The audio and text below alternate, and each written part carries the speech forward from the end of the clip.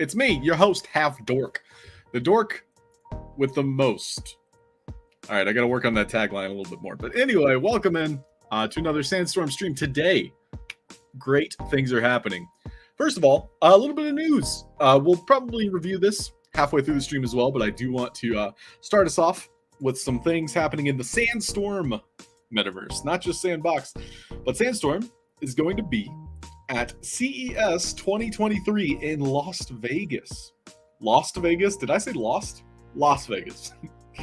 But a great time this coming weekend where the majority of the Sandstorm team is flying to Las Vegas from all over the world to showcase the power of over 3,000 Metaverse builders.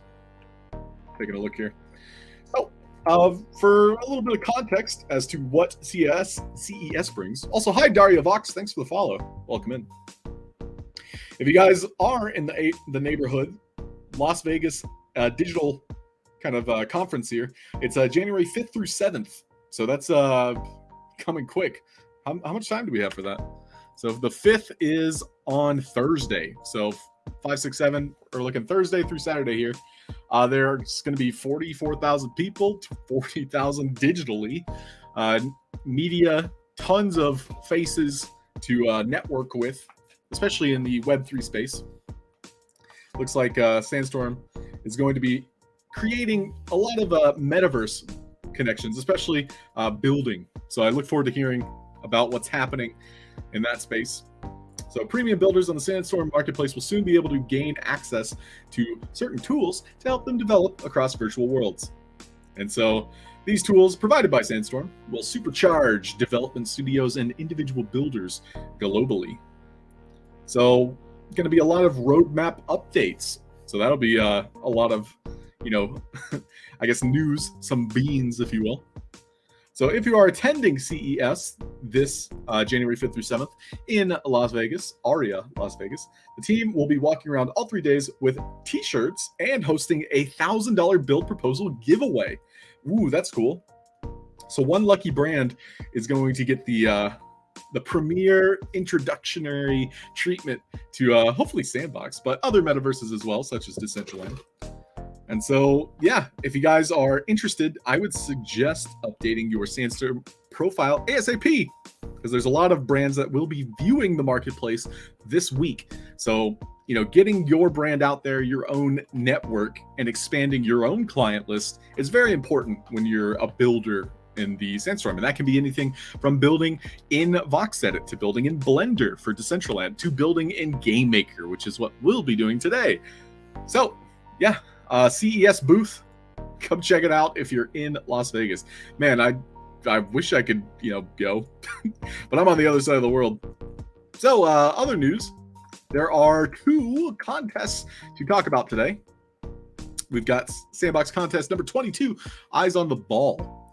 So, this contest, this is the first time hearing about it, but it's about the exciting final between France and Argentina in the World Cup 2022. It's a decisive moment in the penalty shootout. You can feel the tension. It's your turn to shoot. The victory of your team is in this final. Depends on you. Concentration is key. You can do it. So your objective is to create a scene from a penalty kick with the goal animation goalkeeper catching the ball. Well, you decide. It could be anything of the sort. Thank you. Slater Raid here is our producer. You guys are familiar with Slater Raid. He's dropping the link for you. So if you want to learn more about this and perhaps compete, building a cool goal/goalkeeper scene. I wonder, and this might be a question I asked Slater Raid and maybe the other team members at Sandstorm, but can it be like non-Argentina, non-France? So perhaps we could have like aliens playing their version of soccer. Or maybe it's like a fantasy version where you've got like a mage who's kicking a magical fireball and then the barbarian swats it away with his great sword. That's my first thought. I'm a nerd. I'm sorry. I identify as a dork. Anyway, the deadline. Wow, that's pretty quick. Coming soon. January 8th is the deadline. So you have about a week, a little bit less. The prize pool, 5,000 sand, 1,500 sand to first place, second place 1,000, third 800, fourth 7, fifth 500, and even 6th through 10th which hopefully, you being a first-time builder, if this is your first time trying a competition, getting a top 10 spot is not too far out of the question. Give it your best. This is a great way to exercise and learn a new skill set. So, yeah, big limitations though, just to keep in mind. You can't have more than 5,000 faces, so that means you can't make like a very circular ball that might have edges around every single side. No, that's not optimized. You'll want an 8-second animation time. No node limit, which is pretty good. And 512 voxels is rather large. For reference, the average humanoid avatar is 64 voxels. So this is quite a large space limit to work with. And then finally, last bit of information, and then we're going to hop into Game Maker. We have the Metaverse Olympics. So Decentraland contest here. Same situation, athletes from all over the world training for years on this opportunity, the Metaverse Olympics. These events will truly challenge the competitors and put their avatar skills to the test. Billions of people are expecting to be viewing, and hundreds of thousands are expecting to attend. So your goal is to develop a stadium or an avatar in the Decentraland space. So this is using Blender. Usually, there are other softwares you can use, but Blender is what I would recommend. Create a full-blown game, or just an animation to watch, or just a build of something truly special. It'll all come down to the judges and how well you can transport them into the Metaverse Olympics. So a great little exercise if you want to explore making something in Blender, which is a completely different software from VoxEdit and Game Maker, but still very useful to add to your repertoire and your own personal skill set of softwares. And yeah, thank you everybody for tuning in. Again, I'm your host, Halfd0rk. If you are interested in any of these, feel free to reach out to me, either Twitter or Discord. I'll also be on the Sandstorm Discord, which I think we have a link for that. One thing I would love to get set up, and I know I've talked about it before with you, Robert, is like a command. So we could just do like, boom, Discord. Maybe this will work. It does work. Fantastic. So you guys can join the Discord there, ask your questions, share your progress. We'd love to hear more about it. Prize pool of 2,500 sand, or USDC. Wait, that's more. So 2,500 for first place. So this is a great, well, I mean, why not? Give it a shot.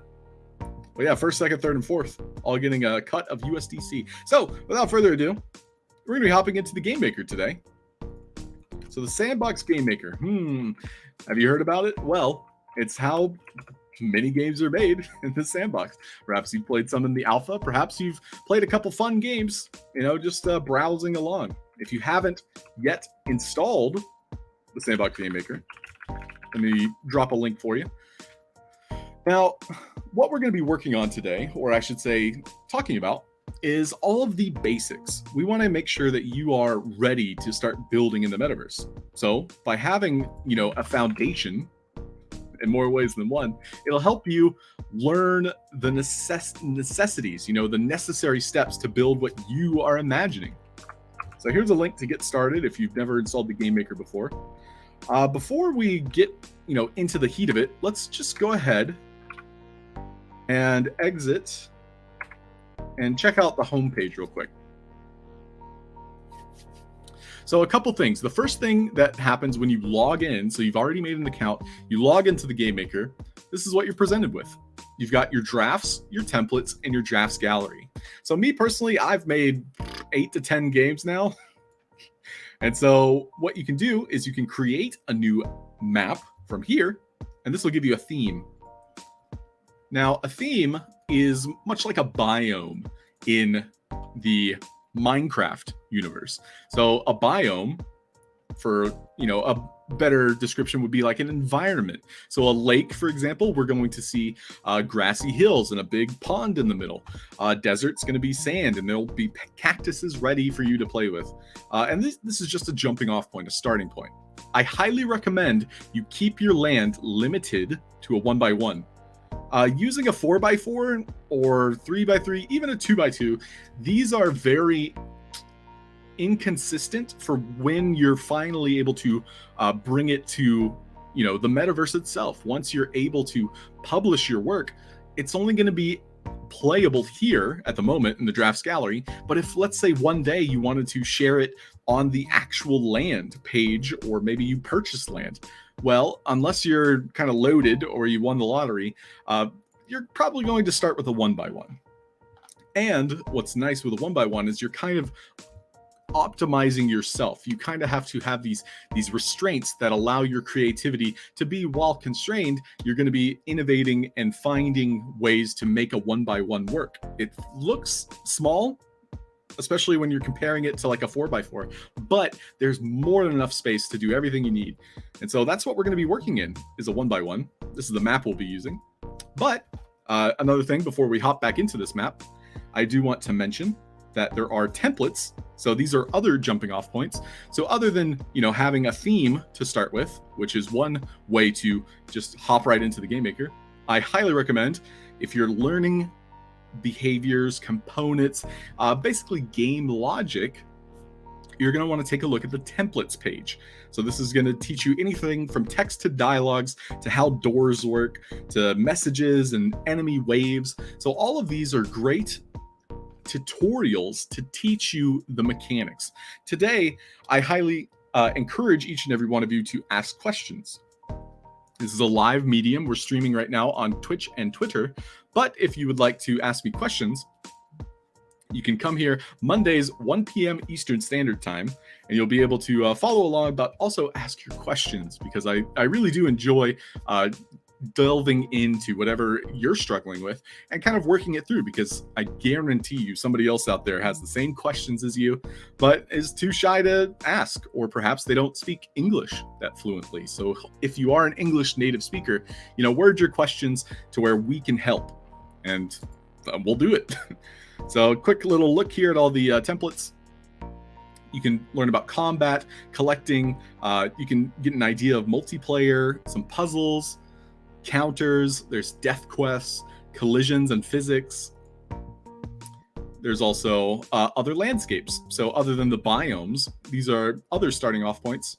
Highly recommend checking out these template galleries. What's on the last page? Oh, last page, you can even have a little nightclub, a modern house, to showcase your NFTs and whatnot. And then finally, before we hop into our game, check out the drafts gallery. These are games that people have made and submitted, much like yourself.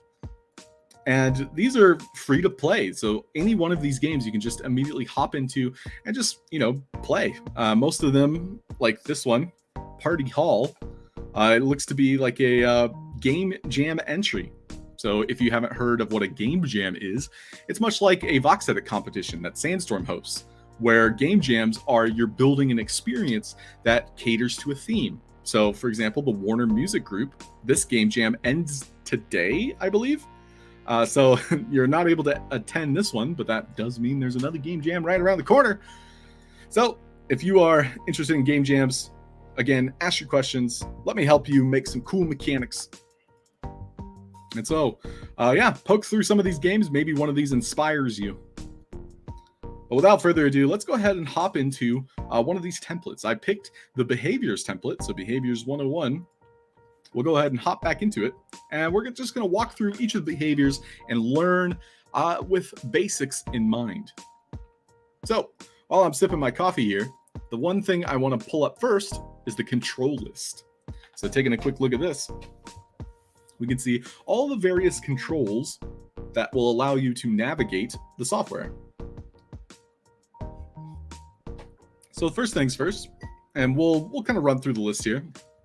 You can edit play mode. So this one we'll go ahead and test real quick, but you can see there's a play button up the top. I can click it, but I can also hit tab on my keyboard to do the same thing.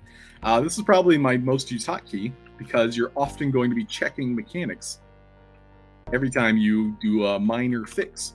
So hitting tab save you a little bit of time as you move your mouse around. What else do we have? We have the menu, so escape, selecting, left click, remove, right click. We can move around doing WASD, which is important to note. You can also move the camera doing WASD. You can see I'm going rather slow, and it does speed up over time. But if I hold down shift, it goes to the fastest setting. Other settings worth noting.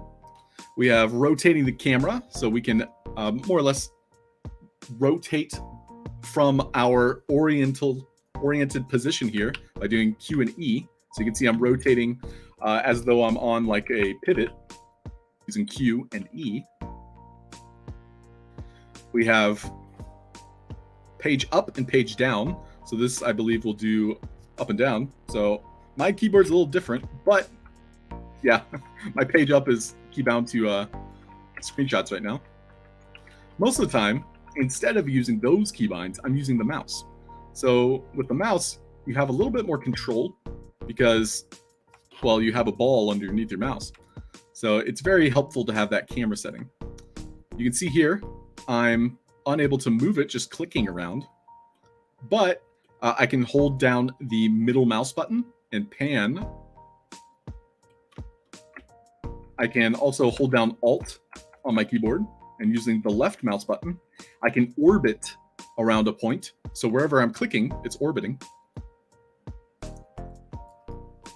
And then I can also pivot, much how we were doing with Q and E, by holding down Alt and right click. And so I'm often using combinations of these to move around the space. What other keybinds we have? So that was rotate and orbit that we were just taking a look at. We also have camera down and camera up. This is in film terms is space. It would be pedestaling. So you're pedestaling up and pedestaling down. But yeah, camera up, camera down. So up is space, C is down. We can zoom in and out. The pan, we already covered those. Object ground snap. This is a very important one because I use this very frequently. Yo, Turbo Modex, welcome. Thanks for the follow. So object snapping. Let's take a quick look at that.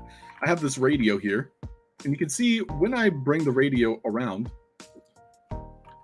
it's already kind of like snapping to the floor by default. So again, like I'm moving the camera, or I should say I'm moving my mouse, and the radio, you can see that little small kind of ghost version of it. And then when I click, it places it down. Now, putting I, so I clicked I on my keyboard, that allows me to select the asset. I can move it around. And we have the Y axis, which is the green arrow. We have the red axis, which is the X axis. And then we have the blue, which would be Z or Z, depending on where you're from. So the key binding that is very important, I think, for anyone to learn is end. So the end key on your keyboard, which, by the way, if you don't have end on your keyboard, I highly recommend looking into rebinding it to a combination of keys. For me personally, I made a hotkey, and that's a little bit complicated, but if anybody needs me to, get down into the details of that, just let me know. But end, when pressed, basically drops it to the closest object that it can land on. So for example, if I wanted to put it on top of this kind of like invisible fence, I would have it as close as I can to on top of it, and then hitting end will snap it to that block. Now here's a question: can I snap it to an object or an asset? Well, let's go ahead and try that. So this number pad here, maybe I can land it right on top of the number pad. And fortunately, not unfortunately, it does snap to objects as well. What about the sign? The sign might be a little more difficult. We'll spin it. So you can see here, I actually changed the gizmo. So these are a lot of terms that, I'll be throwing around constantly as we're working. But I changed my gizmo from selection, and you can also click these buttons at the top left. But you have the select gizmo. Then you also have rotation. So you can see there's two different variations, and you can also keybind them, or the default key binding is I and O. So I for selection, which also is allowing me to move it. And then you have O on my keyboard. Clicking O allows me to rotate it. So now that the rotate gizmo is available, yo, welcome in. Tamiyo's here, Oak6, welcome guys. So with O, this rotation gizmo, I can click the y-axis, so it's rotating on the y-axis, the green, and I can hold down shift and have it snap faster into a different rotation. I can also have it a lot more accurate by just holding no key bindings and just left click, dragging left to right. Holding down shift allows me to go faster, as well as snapping it every, I believe, 5. Oh, it's snapping it in, let's see, quick math, I think that's like 55s. Let's see. So if I have it at 0 and holding down shift, it's doing 45s. 45, 45, 45. And so let's see if I can snap it to the sign here. Now clicking end on my keyboard, after moving it directly above, it snaps it to the closest asset, and that being the sign here. So it's a quick way to stack things on top of each other. So reviewing the last of the keybinds, we can see we have an undo, so average for most software, Control Z. We have a redo, so Control Y. You'll also see these buttons at the top left do the same thing. We have save, which is going to be a very common keybind. Control S. You're going to want to save every few minutes, if not more often. You have duplicate, so Control D. Now with Control D, we can actually hold down Control, and with the selection gizmo, just holding down Control and D, we'll be able to drag a new version. What else? We also have the brush tool. So the brush tool is more for painting blocks. So you don't necessarily need to swap to this, but it is an option. So for example, let's say you're painting trees as a good example. So if I had a tree, I would probably want the brush tool because I'm selecting it and making a few of them. However, you can do the same thing with other assets as well. The brush tool is just kind of like the default for putting any asset on the ground.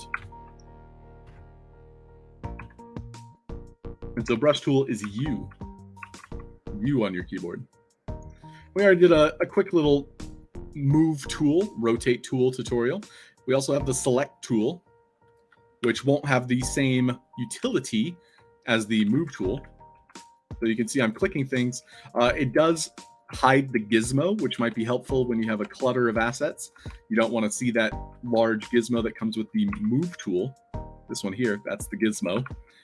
So by hitting P, I only have the asset selected. I don't have the utility of moving it. And yeah, Happy New Year, everybody. Welcome in. So last couple key bindings that we'll take a look at. We have the Y-axis block placing. So this is for terraforming, which is much like Minecraft. You're placing blocks down, and you can place them any which direction you like. So with blocks, we can also insert them into basically the middle of the air if you like to. So my keyboard does not have the insert key, but if yours does, I highly recommend you try it out. I had a key binding for it. I don't see it though. It's not set up at the moment, but go ahead and take a look at building with blocks real quick. So a couple things. The tutorial that this key binding had suggested was to build up, you can hold down shift. So holding down shift, I can drag upwards, and that's going to create like a tower. Whereas normally, if I drag upwards, it's going to follow along whatever path is on the ground.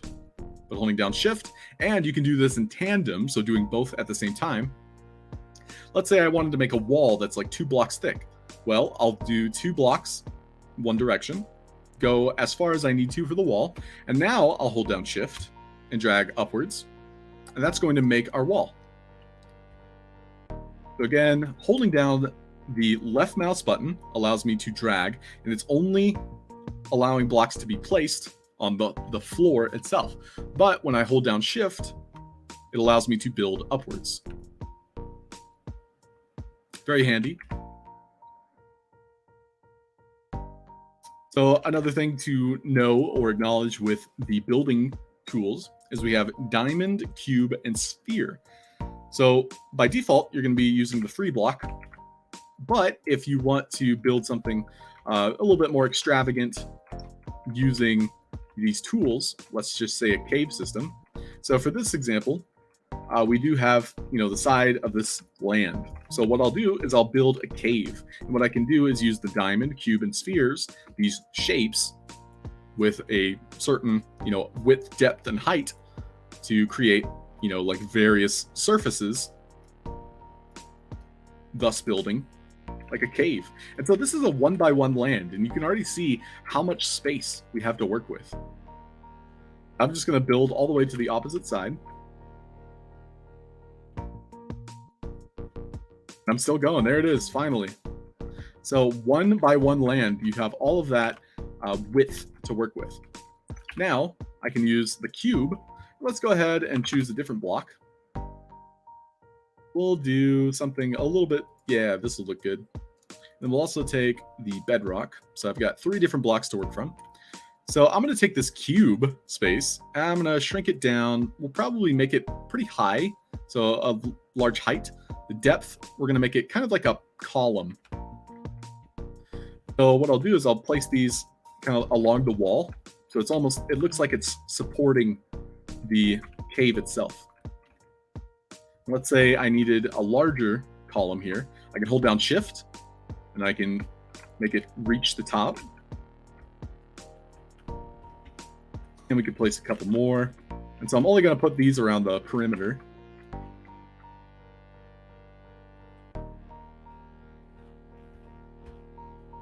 So using Control Z when I get a shape I don't like.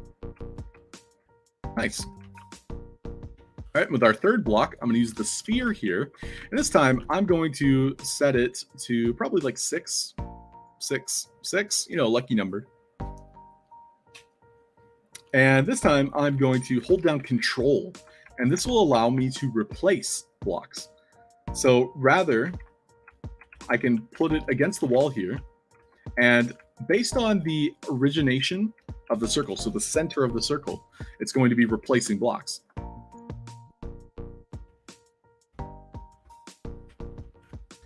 Now, I'd probably hold down this for like a free tool. So using the free tool is probably better for that example, where you're holding down Control and replacing blocks. But you can still do it with the sphere tool. So we can decorate a little bit more.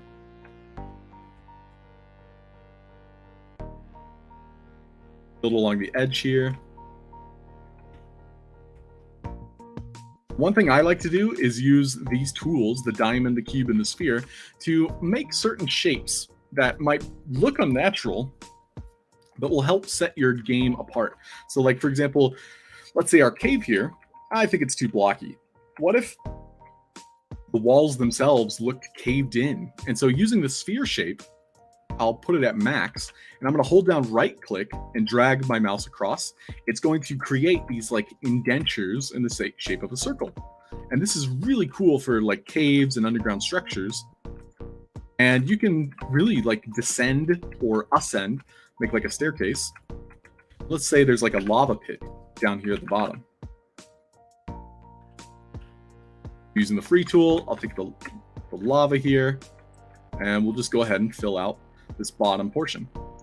Now again, sometimes dragging, you're going to fall along whatever your mouse is over. So holding down the Shift key, I'm able to go vertically, and I can go back to the very bottom. So that's the only level I want the lava to be on. We'll finesse it a little bit using the free tool. Now we have a little lava pit down there. Cool. Any other key bindings we should know about? We have snapping, which is, clicking assets together, and snap asset placing. So let's just take a quick look at that. So let's say we have some rocks down here. We have these large rocks here. If I hold down Shift, it's going to snap it much like a grid. So you can see each one of these blocks. We have 1, 2, 3 blocks. Now it's kind of like snapping it to that block. And what I can do is I can snap assets together. So like holding these together, I can also hold shift, and these will move around at the same time. So I'm able to multi-select. You can also use the select tool. So I think most of these tools, if you have nothing selected, will allow you to do this. But select tool included. You can select multiple assets at the same time, move them around. But I do use this quite a lot, is just holding down shift and moving assets. It also allows you to move an asset much faster, consistently. And then lastly, I saw that R was a key binding that they offered. And so that means rotating it randomly. So let's just say I found a good place for my rock, but I didn't like the shape of it. I want it to rotate there. I like that shape. One thing I hope they add is in these transform settings, which by the way, you can manually type in the settings for all these. So let's say we wanted it to be a little bit more. Oh, that's actually an odd position. What? But maybe it's not as finessed as we would like. Like, let's see if we do just 9. Where does that put that? It's yeah, unfortunately, it looks like these transform settings do not work as intended. By the way, I'm hitting F on the keyboard to center my camera on an asset. So let's say I move it over here. If I hit F, it centers the camera. Which, is that even in the control list?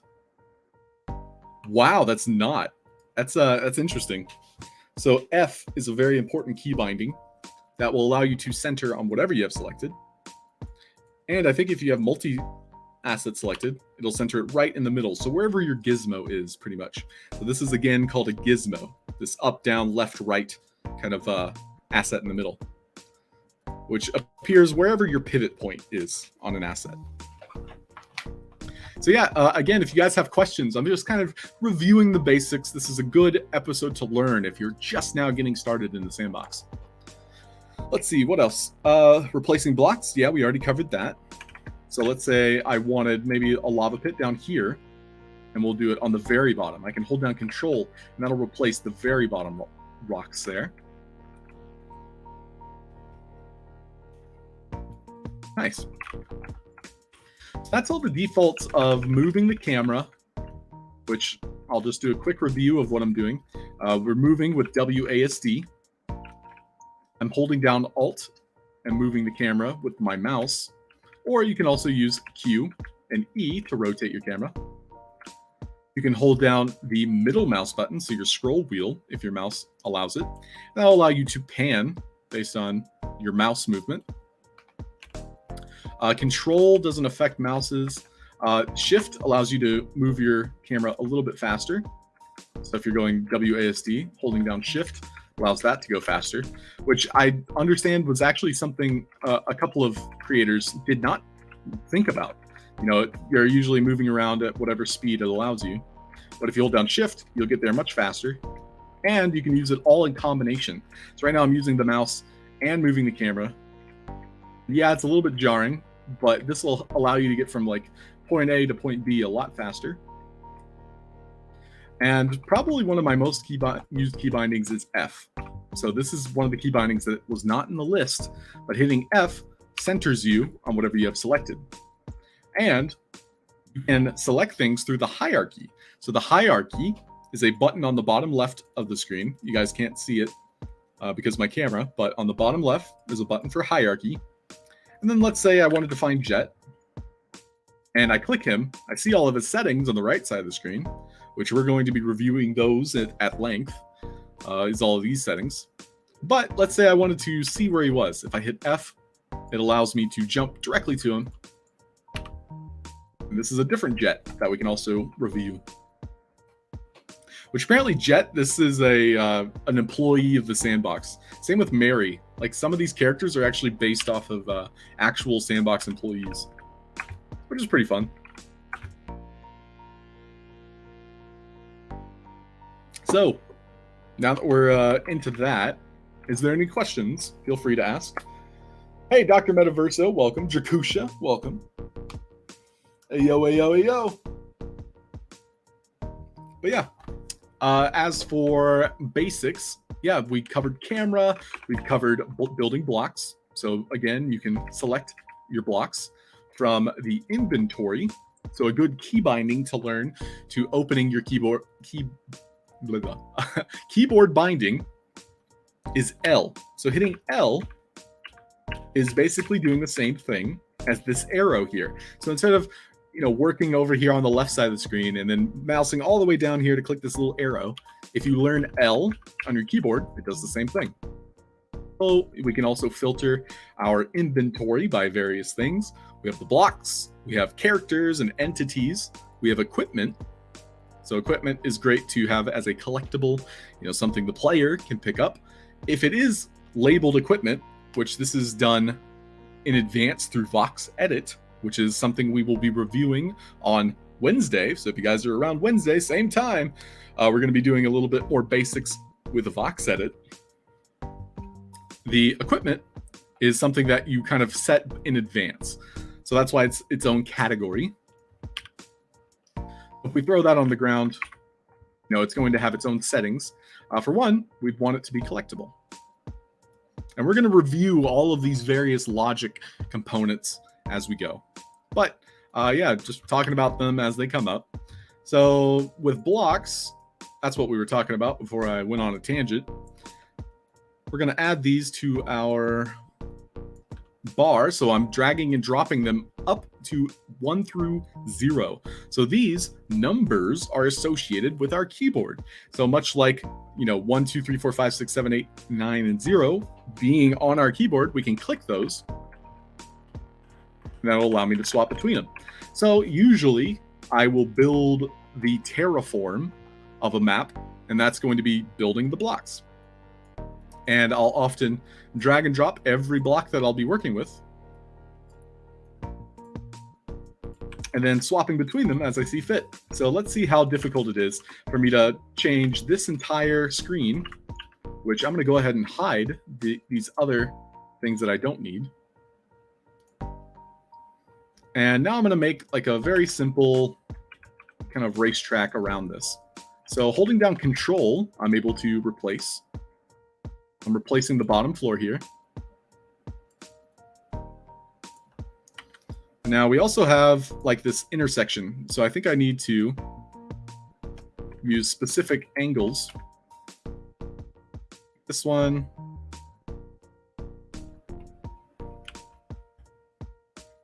This is going to be more difficult than I thought. I think you guys get the idea though. I don't think there was an intersection, was there, for the pavement or the asphalt? Yeah, there's no intersection, so I can't make them all collide. But one thing I like to do with this asphalt block is I can make like little squares on the ground. But I digress.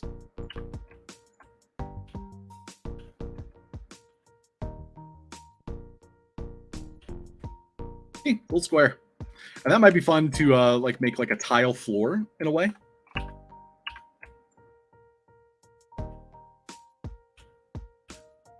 But we'll be here all day if I'm trying to do this. If I'm trying to make the whole map tile floors. But that might give you ideas. So that's why I kept doing it. It's cool, right? So starting today, we're going to be taking a look at the behaviors. So things we can make assets do. And that's a great use for these templates, which, by the way, this is a template. I will not take credit for setting up everything you see here on screen. This is using a template in the Game Maker Drafts Gallery. So let's go ahead and start. I'm going to move my spawn point. So this is the avatar portal, which clicking I on my keyboard will allow me to move it around using these gizmos. Holding down Shift, I'll drag and drop it right over here. F to center my camera on it. And then we'll take a lesson as each of these assets. So what I would like to do is hopefully get to this last one by the end of our show. We've got about 15 minutes. So first up is replace asset.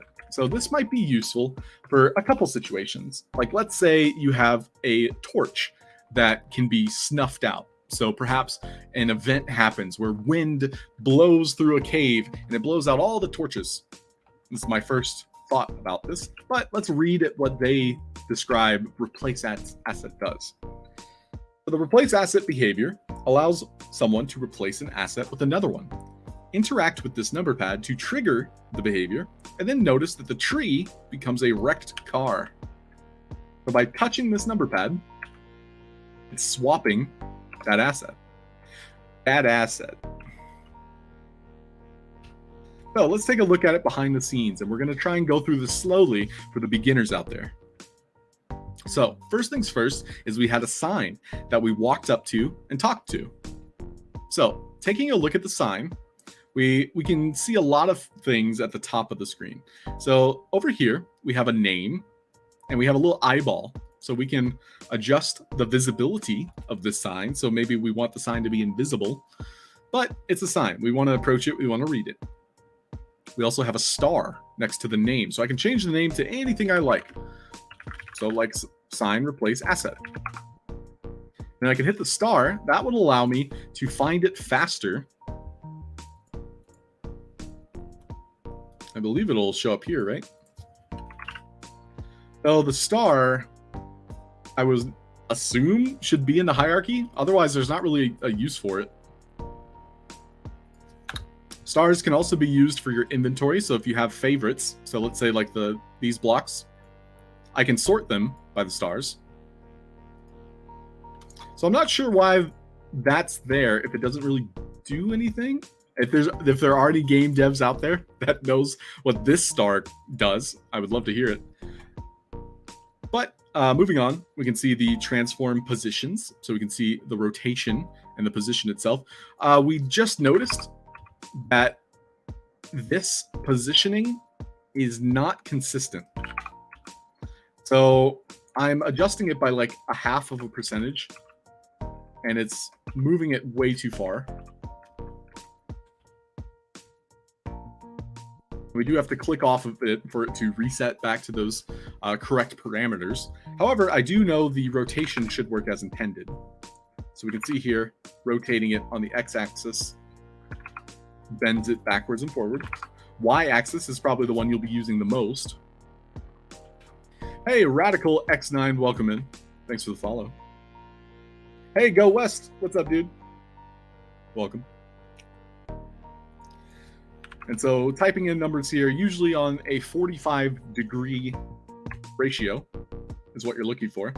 And again, you can also do that manually by holding down Shift and using the rotate tool. I use key bindings, so 0 or O, I should say, O on the keyboard switches to rotation, and then holding down Shift, I'm able to snap it in 45-degree angles. Moving on, we have physics. So we can check out the physics for a sign. We can change it to non-collidable. So that means I can walk right through it. So we'll go ahead and set it up to where it's non-collidable. There's also gravity. So depending on what behaviors you have, we can give it gravity. So unfortunately, these do not have gravity enabled, but I can add, let's say, this ball here. And so moving this around, I can give it gravity, so where it's going to drop and I can kick it. And so that's going to be using physics. Our sign is non-collidable, so I can step inside of it. But generally speaking, you're going to have collisions on most of your assets. Gravity, on the other hand, can be abused. And it's worth pointing it out because a lot of people take pride in breaking games in the sandbox. And I can't blame them. It's pretty fun. Moving on. We'll delete that. Center on our sign here. We can see that there are catalysts. So these are gems. So quick description for each one of these. Power is associated with the attack power or the expanse that a message could reach. So for example, certain messages will only go a specific distance. Let's take a look at an example real quick. So we're reviewing gems at the moment to see how effective a gem can be. So we'll use one asset that had power gems, which is why I put that rat down. And then we have an asset Oh, that one has 1 power too. That's funny. Where we'll do a number pad. Number pads don't have anything on them, which a lot of creators will use these number pads, as we can see Sandbox did, to do logic or things that, you know, work behind the scenes. So with power and behaviors, they interact in very persistent ways depending on the behavior. So one thing that I recommend each of you look at, just to understand a little bit better about gems, is that each one of these behaviors, bird, farmer, healer, melee, enemy, each one has these dots next to it. Those are the gems that directly affect it. So for example, this bird behavior. The bird behavior is affected by the yellow, the blue, and the purple.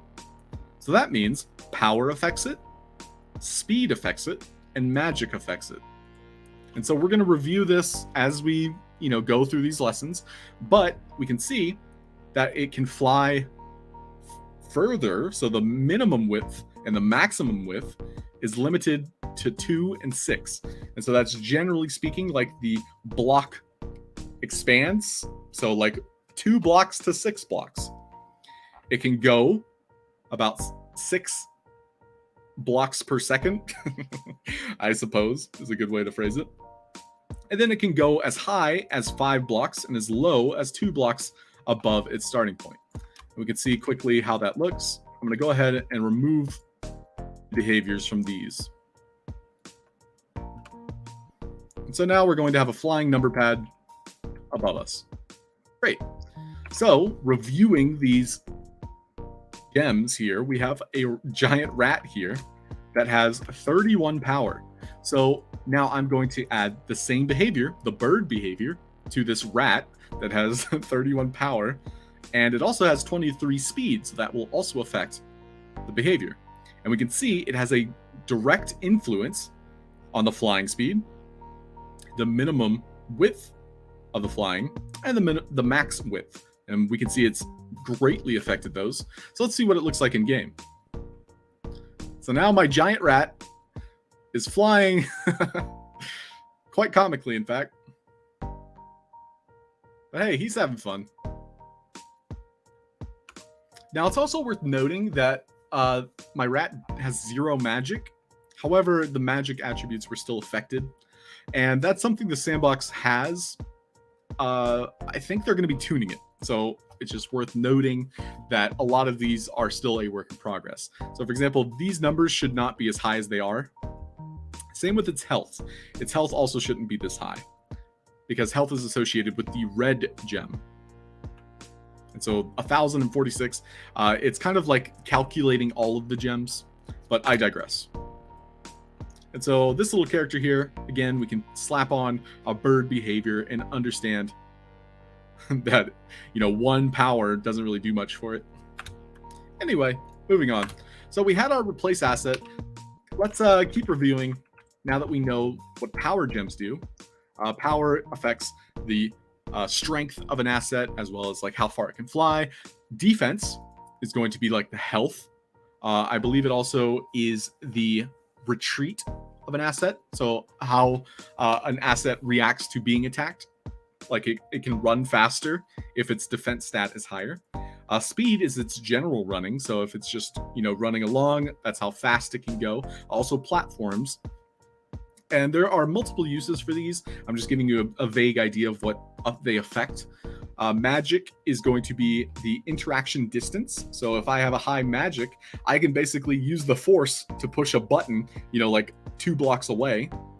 Luck is going to be more of a detection or drop rate chance. So luck, for example, I can have an asset with a large detection. So let me drop this asset down on the ground. Oh no, Game Maker's crashing, crap. Sometimes you just know these things. Yeah, I can't put an asset down. So in that case, we'll just keep reviewing. So that'll be like a detection, and we'll go through these examples throughout the week or weeks of our streams. Couldn't find that screw. Ooh, go west. Back up and running. Congratulations. So now we're taking a look at the rest of this sign here. We have the asker behavior. So an asker behavior is basically dialogue. So I'm talking to an NPC.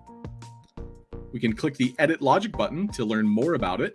We understand that in order to talk to this sign, I have to interact with it. So message required, I have to interact. So this is a very specific message for Game Maker where you have to click a certain button, which if we take a quick look at the player control list,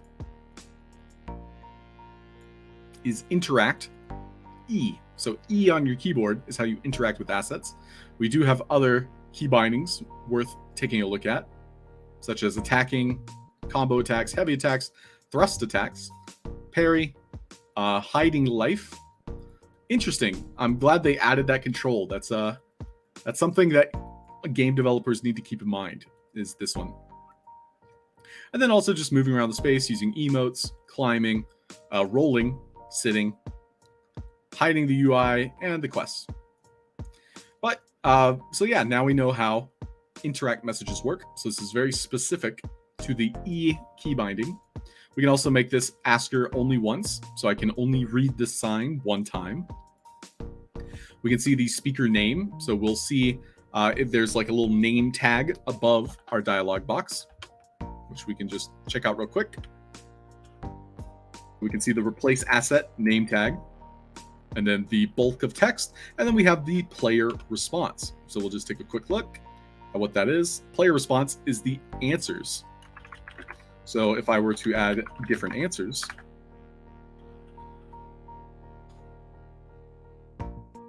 those will also show up and I can choose between them.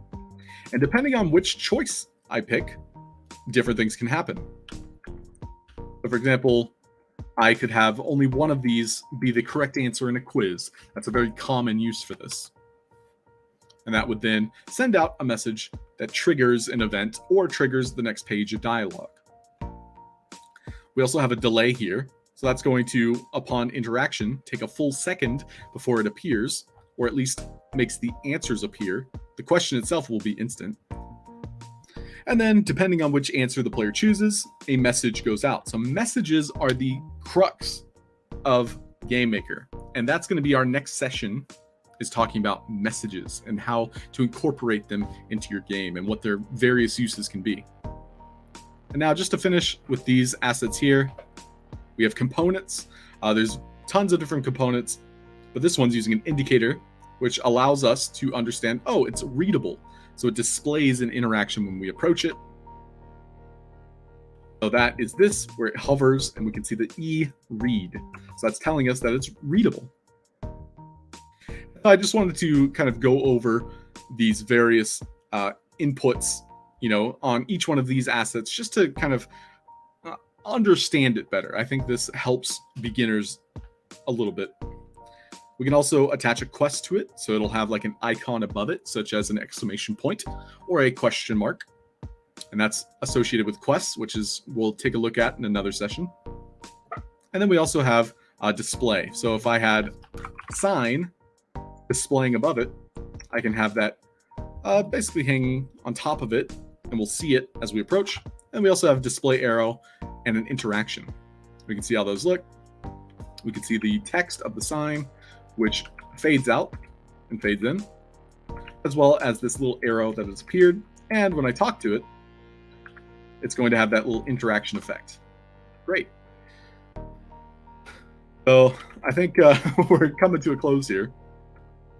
And we're going to review a lot more throughout the next coming weeks. I do want to remind you all that it is important to ask questions. Like, we want questions. Questions good. Questions good. Now, before we end the show today, we're just going to review some of the news. You guys like news? News! Sandstorm is going to be at Las Vegas this week. What? Las Vegas? Yeah, there's an event called CES 2023. And a very influential tech event. It's a launch pad for breakthrough startups and attracts a lot of big brands. So Sandstorm is going to have a booth and represent thousands of us Metaverse builders to various brands. So over 3,000 of us are going to be represented. and the Sandstorm Marketplace. There's going to be we have an Airbnb near the Las Vegas Strip. Does that mean we're gonna have house parties? Let's go. But on the Las Vegas Strip, you can visit the Sandstorm team, who has a booth at the CES. Lots of great people there to talk about the metaverse, as well as, Web3 in general. And so looking to expand into inviting brands in. There's actually going to be a proposal giveaway. So a lot of these brands that are visiting are going to come to Sandstorm and be like, oh, I can have a platform, I can have an advertisement, I can showcase my product in the metaverse. And so Sandstorm is giving away $1,000 build proposal for a brand that, applies. And you can be the person that signs up to represent this brand. You can make, let's say, Nike Jordans in the metaverse. And you'll want to showcase your portfolio on the website. It's very important to update your profile. So having that portfolio to show and be shown by the great folks of Sandstorm at this event. And so it's in Aria, Las Vegas from January 5th to 7th. So literally this Thursday is the start of this event. A couple other things. We have 2 asset contests, one of which being a sandbox box edit contest, Eyes on the Ball. So you can make a cool little scene of the France-Argentina World Cup final penalty shootout. So it's your turn to shoot the victory of your team. It all depends on you. So maybe you'll make an animation where the character's sweating and they slip on their own sweat as they go to kick the ball, but somehow it bounces off the pole and lands in. But overall, just a fun scene from the penalty kick, whatever you like to make. 5,000 sand being the prize pool. First place getting 1,500 sand. And then the other contest going on is the DCL contest. This is the 10th one. This is the Metaverse Olympics. So much like this soccer event, athletes from all around the world being training for this Metaverse Olympics. So you create a full-blown game for people to play if you want, or an animation to watch, or even just a still of, a Olympic event. And so this is a great opportunity to get involved in Decentraland if that's something you're interested in. Maximum of 40,000 polys, so a lot more than Sandbox, but Decentraland is its own entity. And so the prize pool, quite large by comparison, 2,500 for first place, and that's USDC. So look forward to seeing all these submissions. And I thank you so much for watching. That's going to be the end of our show. And so hopefully I'll catch you next week. If I do see you, please bring your questions. I love answering your questions, helping you troubleshoot, your own game making decisions and mechanics. Catch you later. Dr. Metaverso, go West. Thanks for popping in, hanging out. That's going to be it from me. So thank you, everybody. We're wrapping up here. Toodles. Is anybody live? We should totally check to see if anybody's currently live in the sandbox. On Twitch. You can send a raid that way. Might be Panda. I think it's Panda o'clock. The Twitch is so slow to load for me. Yeah, Sandbox Live is going. Sandbox Game is going live, so we'll set up a raid. And I'll see you guys soon. Toodles.